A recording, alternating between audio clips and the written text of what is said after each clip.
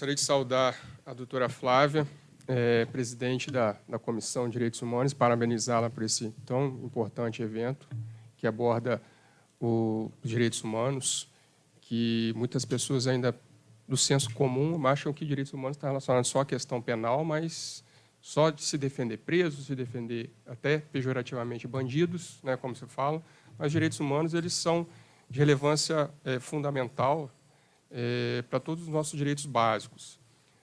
Gostaria de agradecer a oportunidade por estar dialogando aqui, cumprimentar todos os presentes, estar dialogando sobre a questão tributária dentro de uma perspectiva a partir da Convenção Internacional de Direitos das Pessoas Portadoras com Deficiência. Eu vou tratar de um caso específico, utilizar esse caso específico para poder contextualizar a questão, mas a proposta que eu faço de interpretação a partir da Convenção, ela vai valer para outras hipóteses de isenção tributária.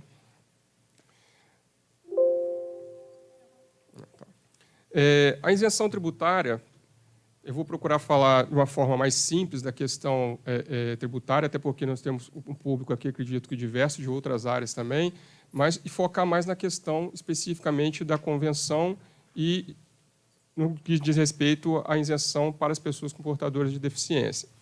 A isenção tributária, ela decorre de lei, o próprio Código Tributário exige que a isenção decorra de lei, e a própria Constituição também, o princípio da legalidade, que estabelece a instituição de tributo por lei, a isenção também deve ser por lei. O Código Tributário diz que a lei tributária vai estabelecer as condições para se conceder a isenção. E o que seria a isenção? Nos termos do Código Tributário Nacional, a isenção seria uma exclusão do crédito tributário. Só que a doutrina, analisando o fenômeno da isenção, chegou à conclusão de que, na realidade, no caso da isenção, não ocorre uma exclusão do crédito tributário, porque o crédito tributário não chega a ocorrer. A norma de isenção ela vai mutilar uma parte da hipótese de incidência tributária, sendo que naquela situação contemplada pela norma de isenção, na realidade não ocorrerá a incidência tributária. Então, não há aquela, vamos dizer, aquela corrida de normas. Vem uma norma, incide o tributo, depois vem a norma de isenção e exclui o crédito tributário. Na realidade, a isenção não chega a ocorrer nos casos contemplados pela norma de isenção e, portanto, não chega a haver a incidência tributária. E um exemplo que eu trago para trabalhar aqui hoje é a questão da isenção de IPI na compra de automóveis por pessoas portadoras de deficiência, que está previsto na Lei 8.989, de 1995. Vai ser essa legislação que eu vou utilizar em um caso específico de uma deficiência para poder conversar com os senhores aqui hoje. Vou começar pelo Código Tributário Nacional. Eu deveria começar pela Convenção, porque ela tem um nível hierárquico superior. Só que a ideia é justamente começar pelo Código Tributário, porque, pelo que eu vejo no dia a dia, é a forma como se interpreta a partir do Código Tributário, né? Até porque o Código Tributário tem algumas regras específicas relacionadas à questão da isenção que precisam de ser repensadas a partir da perspectiva constitucional. O Código Tributário foi instituído pela Lei 5.172, de outubro de 1966. Então, ele já tem quase 52 anos. Nós temos a nossa Constituição de 88, que está para completar 30 anos, e de lá para cá bastante coisa mudou. O Código Tributário é de 66, a Constituição de 88. O Código Tributário ele precisa de ser interpretado a partir da nossa Constituição de 88. 66 era uma outra época, era uma outra perspectiva. A isenção decorre de lei específica, que especifique as condições e requisitos exigidos para a concessão, de acordo com o Código Tributário Nacional. Interpreta-se literalmente a legislação tributária que disponha sobre outorga de isenção. Isso está previsto lá no Código Tributário Nacional. Isso precisa ser repensado. Será que interpreta-se apenas literalmente? Será que o Código Tributário Nacional ele tem poder para poder impedir a interpretação sistêmica? Acredito que não.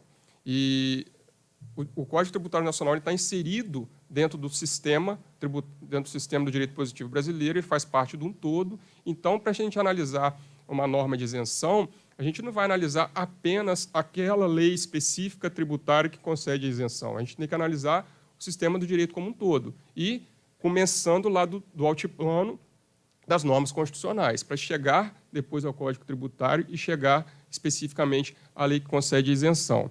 A interpretação ela sempre tem que ser sistêmica. É óbvio que a gente começa de uma interpretação literal, é sempre o início do método de interpretação, mas a interpretação sempre tem que ser sistêmica. Temos que lembrar que o nosso direito é composto por várias leis, várias normas que devem ser analisadas sistematicamente. Aí vem uma questão aqui. Cabe à lei tributária definir o conceito de deficiência física? Porque essa lei específica que concede a isenção de IPI para pessoas portadoras de deficiência, ela, além de conceder a isenção, ela traz, no texto da lei, o conceito de deficiência. Será que cabe à lei tributária definir quem é ou não deficiente físico? O próprio CTN ele traz regras que vedam essa questão, que limitam a lei tributária. O Código Tributário veda que a lei tributária defina princípios gerais do direito privado e altere a definição, o conteúdo, o alcance, os institutos, conceitos e formas de direito privado. A lei tributária cabe apenas determinar os efeitos tributários e, no caso aqui, o efeito tributário em questão é a isenção. Isso é uma característica do direito tributário como um direito de sobreposição. Não é, por exemplo, o Código Tributário, não é a lei tributária que vai dizer o que é imóvel. Imóvel é um conceito de direito civil que está na lei civil. A lei tributária ela vai apenas definir os efeitos tributários sobre aquele imóvel, por exemplo, a questão do IPTU, questões relacionadas ao ITBI, mas não vai dizer o que é imóvel. Da mesma forma, não cabe à lei tributária que conceda a isenção dizer quem é ou quem não é deficiente físico. Isso foge da competência da lei tributária. Já fica aqui uma segunda, né? Tem a questão da interpretação sistemática e esse limite da lei tributária, que ela não deveria chegar nesse ponto de definir quem é deficiente, não deveria conceituar as hipóteses de deficiência. Especificamente a isenção de IPI, isenção de IPI na compra de automóveis adquiridos por pessoas portadoras de deficiência, a Lei 8.889 de 95, ela traz aqui as condições e requisitos para a concessão da isenção. O automóvel de passageiro, de fabricação nacional, com motor de até 2.000 cilindradas, adquirido por pessoa portadora de deficiência física, visual, mental, severa ou profunda ou autista, diretamente ou por intermédio de seu representante legal. E o adquirente não pode ter usufruído dessa isenção há menos de 2 anos. Então, a cada 2 anos, o deficiente físico poderia utilizar dessa isenção para comprar um automóvel com isenção de IPI, e a isenção ela se estende também para o ICMS, que é o imposto estadual. Agora, aqui já seria suficiente a lei terminar. A lei tributária não deveria chegar a definir quem é ou não deficiente. E aqui essa lei, na realidade, inicialmente, ela concedia a isenção apenas para as pessoas portadoras de deficiência que necessitavam de um carro adaptado para poder dirigir. E com a alteração ocorrida pela Lei 10.690 de 2003, ela ampliou. Então, hoje, a partir dessa lei, não precisa mais que o deficiente precise de um carro adaptado, pode ser um carro normal, basta que ele seja deficiente dentro de todas as modalidades de deficiência. Então, teve esse ganho em relação à ampliação da isenção para todas as pessoas com deficiência. Só que ela vem e amplia, só que ela restringe especificamente em algumas questões. Eu vou tratar de uma questão dessa. Agora, já iniciando a proposta de interpretação da isenção tributária a partir da Convenção Internacional que trata do direito das pessoas portadoras de deficiência. Trata-se de direito fundamental, que está relacionado à dignidade da pessoa humana. A questão da igualdade é um outro direito fundamental. A Constituição assegura a todos o tratamento igual e o tratamento desigual às pessoas que estão em situação desigual. Eu até fiz uma análise de todas as vezes que a Constituição menciona a pessoa com deficiência, e são muitas as partes da Constituição que dão um tratamento diferenciado para a pessoa portadora de deficiência. Isso demonstra a preocupação do Constituinte de dar um tratamento diferenciado para a pessoa portadora de deficiência, para inseri-la na sociedade, superando essas dificuldades que ela tenha em função da sua deficiência. Desde a questão de reserva em vaga de concurso público, a várias outras situações são contempladas pela Constituição. E a Constituição ela vem e diz o seguinte: os direitos e garantias expressos na Constituição não excluem outros decorrentes do regime, dos princípios ou dos tratados internacionais que o Brasil seja parte. Então, como existe um tratado internacional, uma convenção que fala dos direitos das pessoas portadoras com deficiência, bastava que o Brasil firmasse esse tratado para que o Brasil se obrigasse a observar esse tratado na interpretação dos direitos das pessoas com deficiência. Só que tem uma outra norma na Constituição que vai além, que diz que os tratados e convenções internacionais que sejam aprovados pelo Congresso Nacional com o procedimento de emenda constitucional, que é aprovado em 2 turnos, nas 2 casas, com 3/5 dos votos, ele, ao ser inserido no sistema do direito brasileiro, ele é inserido com status de emenda constitucional. E eu fiz uma pesquisa lá no site lá da Presidência da República, e justamente a Convenção Internacional em questão, ela foi inserida desde 2009. Nós temos 2 decretos, um decreto 186 de 2008 e o decreto 6.949 de 2009. Um aprova e o outro promulga a Convenção Internacional sobre Direitos Humanos, na forma prevista na Constituição, com o procedimento de emenda constitucional. Portanto, essa convenção ela foi recebida perante o direito brasileiro com status de emenda constitucional. E por ela ter sido recebida com status de emenda constitucional e ela tratar de direitos e garantias fundamentais, nos termos do artigo 5º da Constituição, parágrafo 1º, ela tem eficácia imediata. A partir desse momento, as pessoas portadoras de deficiência devem usufruir dos direitos assegurados por essa convenção. O preâmbulo, embora se discuta a questão da normatividade do preâmbulo da Constituição, do preâmbulo da Convenção, mas assim, de forma consensual, quase unânime, que o preâmbulo ele orienta a interpretação. E o preâmbulo dessa Convenção Internacional ele é muito rico, ele tem várias alíneas, e a leitura dessas alíneas dessa convenção, elas indicam a preocupação da integração do deficiente, de políticas públicas que os estados que firmaram a convenção se comprometem a adotar para poder trazer, inserir essas pessoas na sociedade de forma a superar as suas limitações. O propósito da convenção é promover, proteger e assegurar o exercício pleno e equitativo de todos os direitos humanos e liberdades fundamentais por todas as pessoas com deficiência e promover o respeito pela sua dignidade. Vem no artigo 1º e diz: as pessoas com deficiência são aquelas que têm impedimento de longo prazo de natureza física, mental, intelectual ou sensorial, as quais, em interação com diversas barreiras, podem obstar sua participação plena e efetiva na sociedade em igualdade de condições com as demais pessoas. Então, nós já temos aqui uma norma de nível constitucional que já começa a conceituar o que é deficiente, e esse conceito está muito relacionado a qualquer situação que limite a pessoa em alguma função, em comparação com a pessoa que tem todas as suas funções normais, né? Inclusive, aqui eu vou tratar especificamente da deficiência visual. A lei tributária que concede a isenção do IPI para automóveis, para compra de automóveis por pessoas portadoras de deficiência, ela define como deficiência visual, aí o caso concreto que eu quero abordar hoje é especificamente da deficiência visual, mas essa interpretação ela vale para outros casos.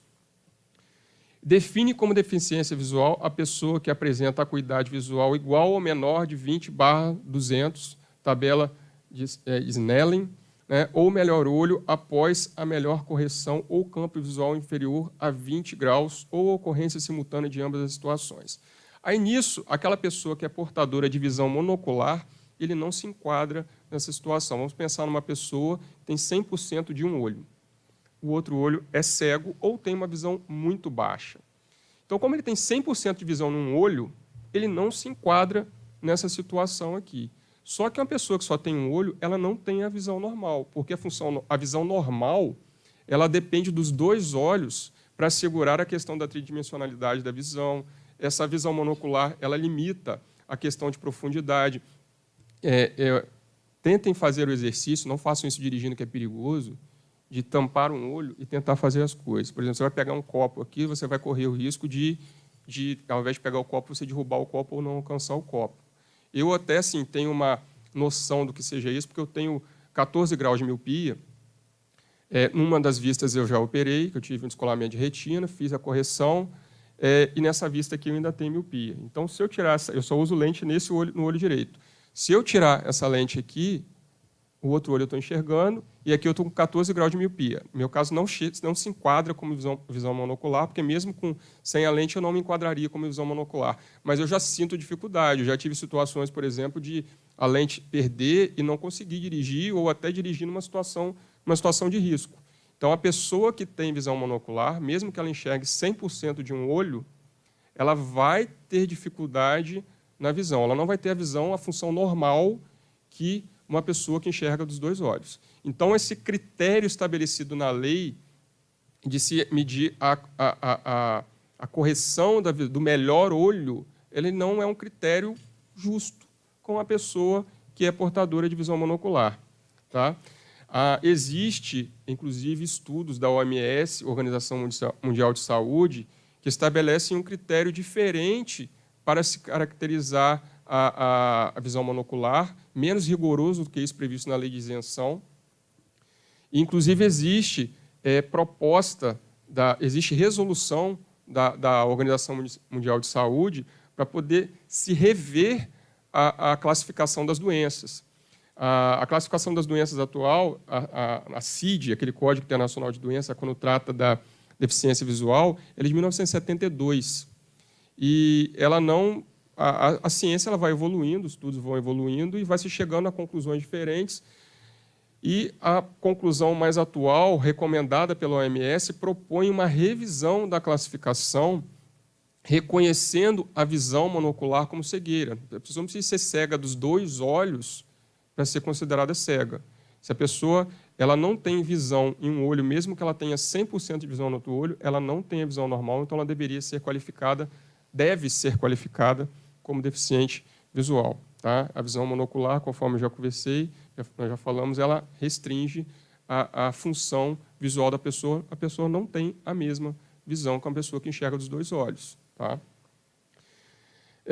Aqui nós temos a primeira lei no Brasil que trata da questão do deficiente, a Lei 7853, de 1989, que trata da Política Nacional de Integração da Pessoa Portadora de Deficiência, observando que essa lei ela é bem anterior à ratificação, à inserção da Convenção Internacional dentro do direito brasileiro, que aconteceu, salvo engano, aqui no slide anterior, acho que 2009.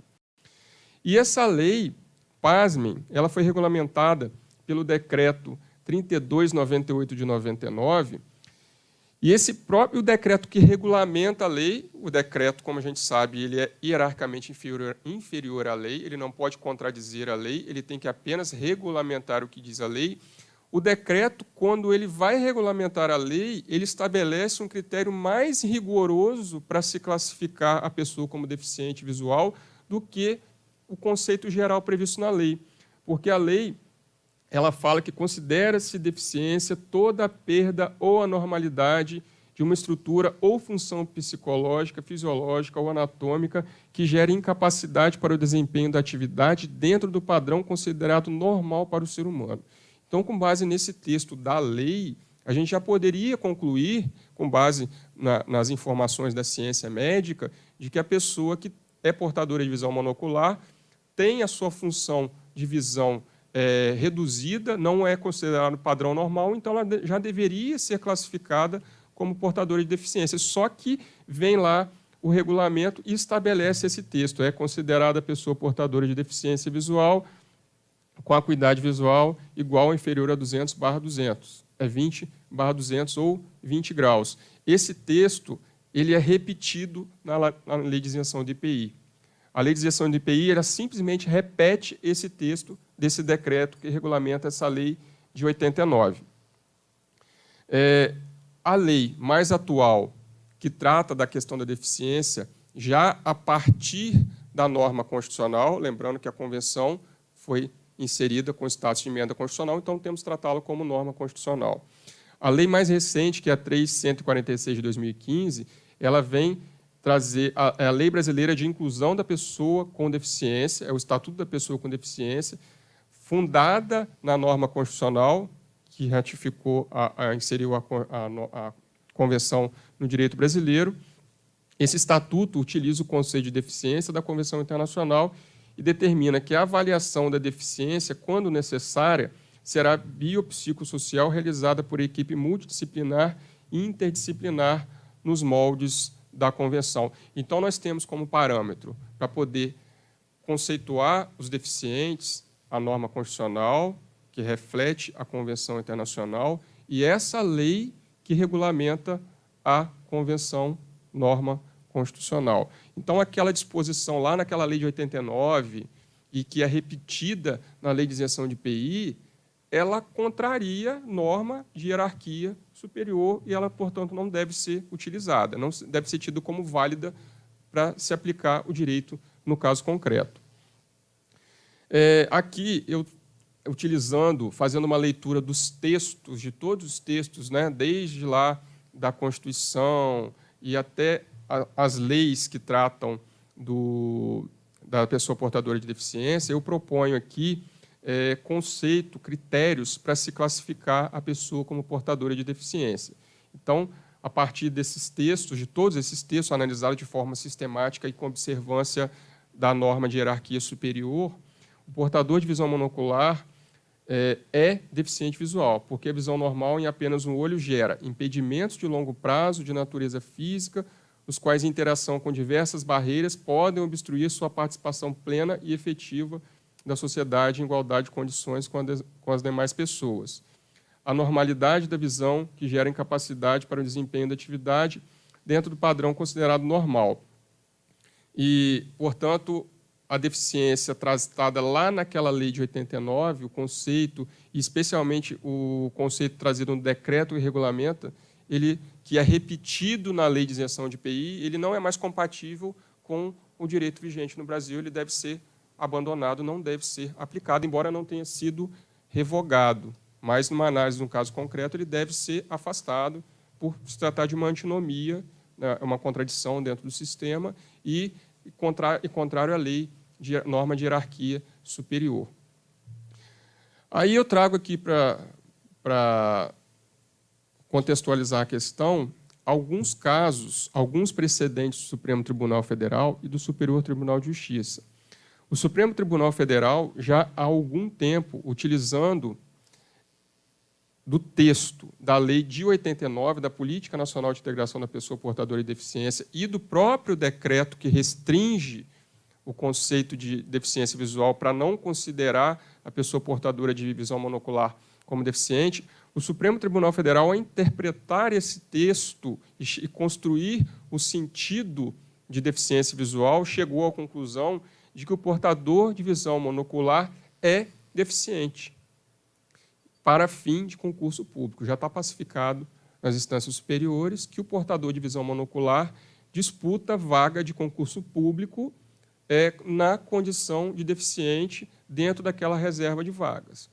Só que não existe, eu, pelo menos até hoje, não achei nenhum nenhum precedente favorável reconhecendo o direito à isenção de IPI para uma pessoa portadora de visão monocular. Eu tenho, inclusive, um caso concreto no escritório, que eu fiz uma ação, a sentença de primeira instância foi desfavorável, está em grau de recurso, e já está há 2 anos, e esse recurso não foi sequer analisado, e eu tenho expectativa de que o tribunal altere esse entendimento, mas eu já pesquisei várias vezes, inclusive quando eu estava... Essa fala de hoje que eu estou fazendo com base num artigo que eu concluí no final do ano passado, que foi publicado no início desse ano. No final, aqui, eu passo a referência, que tem mais informações, mais fundamentação do que eu estou apresentando aqui, que eu estou falando de uma forma mais resumida. Não achei nenhum, achei precedente desfavorável. Eu tenho um caso concreto, que eu tenho uma sentença improcedente, que não reconheceu o direito à isenção de uma pessoa portadora de visão monocular para aquisição de veículo com isenção de IPI, e não achei nenhum precedente favorável. E o Superior Tribunal de Justiça também reconhece a situação do portador de visão monocular como deficiente visual para fim de concurso público. Existe, inclusive, súmula nesse sentido. E a interpretação que ambas as cortes fizeram, o Supremo Tribunal Federal e o Superior Tribunal de Justiça, foi a partir dos textos, dos mesmos textos, que é repetido na lei de isenção. Só que, para fim de isenção, até hoje não tem nenhum precedente reconhecendo. O texto é o mesmo. Está em uma lei diferente, mas o texto é o mesmo, a conclusão deveria ser a mesma. Existe hoje uma situação assim, que me causa muita estranheza. A pessoa portadora de deficiência de visão monocular, ela é deficiente para concurso público, mas ela não é deficiente para ter isenção de IPI? Que contradição é essa dentro do mesmo sistema? É incompatível com o nosso sistema. Tem um caso aqui bem interessante de um precedente do STJ que reconhece o direito à isenção de imposto de renda, de pensão de aposentadoria concedida a portador de cegueira. A lei, aí é uma outra lei que trata dessa isenção, é a Lei 7713 de 1988, ela considera cegueira nos 2 olhos, o texto da lei. Só que o STJ, fazendo uma interpretação desse caso, chegou à conclusão de que a pessoa pode ter cegueira em apenas um dos olhos para poder ser considerada portadora de deficiência visual e, assim, ela faz jus à isenção do imposto de renda sobre a aposentadoria. O raciocínio é o mesmo para a pessoa portadora de visão monocular para adquirir o IPI, mas esse caso ou não chegou no Supremo e no STJ ou não foi decidido nas pesquisas que eu fiz. Eu não achei nada no STJ e no STF sobre isso. Achei instâncias inferiores, mas tudo desfavorável. Não conheço nenhum precedente favorável. Se alguém achar, por favor, me mande, porque eu estou procurando há bastante tempo e não acho. Tá?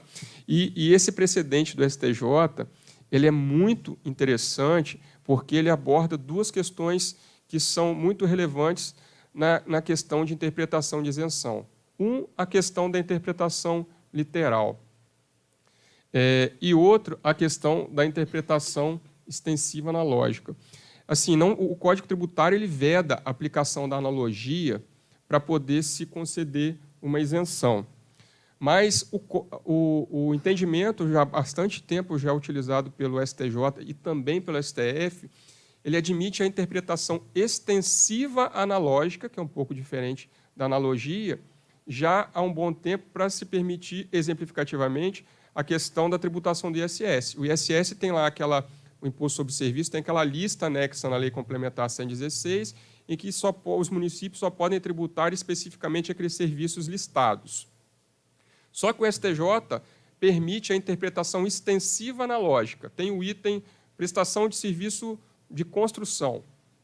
E tem uma outra situação que não é propriamente prestação de serviço de construção, mas ele se encaixa dentro de prestação de construção, de serviço de construção. O STJ e o STF admitem a interpretação extensiva analógica para se tributar. Por que não se permitir a interpretação extensiva analógica para isentar?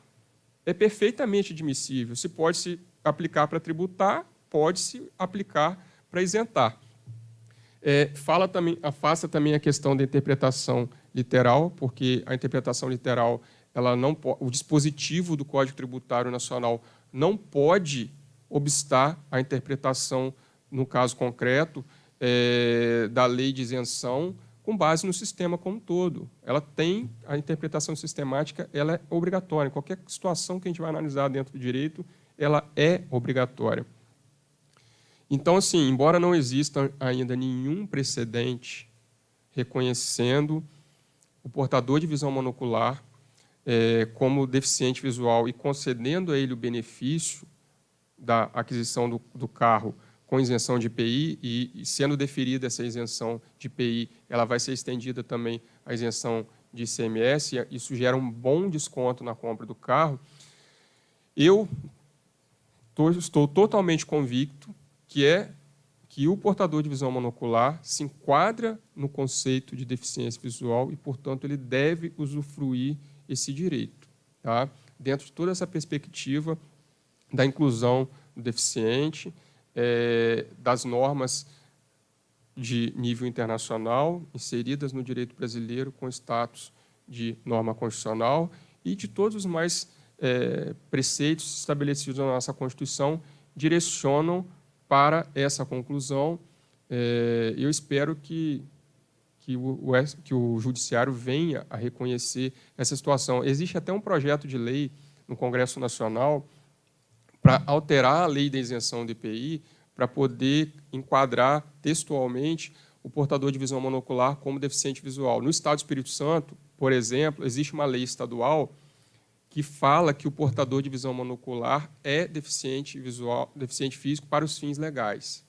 Só que é uma lei que tem uns 2 artigos que fala isso.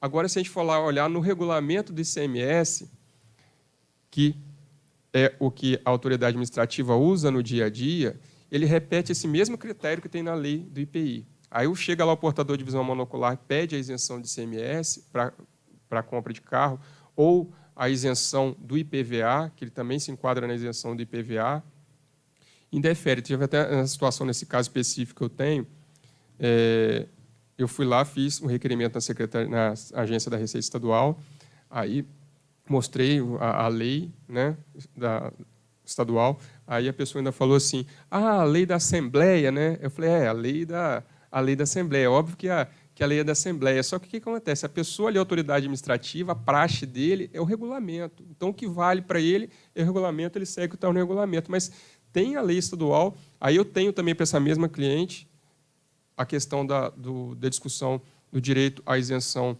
do IPVA. Houve uma liminar, não sei quantos anos atrás, até hoje não houve uma sentença, o processo está lá aguardando julgamento.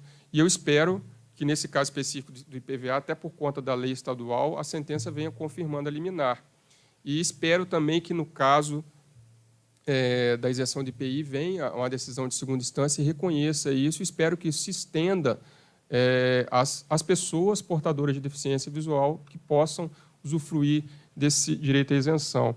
Eu agradeço imensamente a oportunidade de estar aqui hoje conversando, não só sobre o direito tributário, que é um tema que eu sou apaixonado, mas sobre a questão também da deficiência e a interpretação de uma forma sistemática a partir das normas de nível constitucional e internacional, para poder ampliar o direito das pessoas portadoras com deficiência. Eu usei um caso específico da deficiência visual, mas essa interpretação que restringe quem seja não deficiente para usufruir benefícios, isenções tributárias, elas acontecem em outros casos, como o que eu mostrei aqui também da isenção de imposto de renda. Esse aqui é um artigo que eu publiquei, que está disponível na revista Direito Tributário Contemporâneo, que trata dessa questão que eu estou falando com os senhores aqui hoje. Eu agradeço. Boa noite a todos.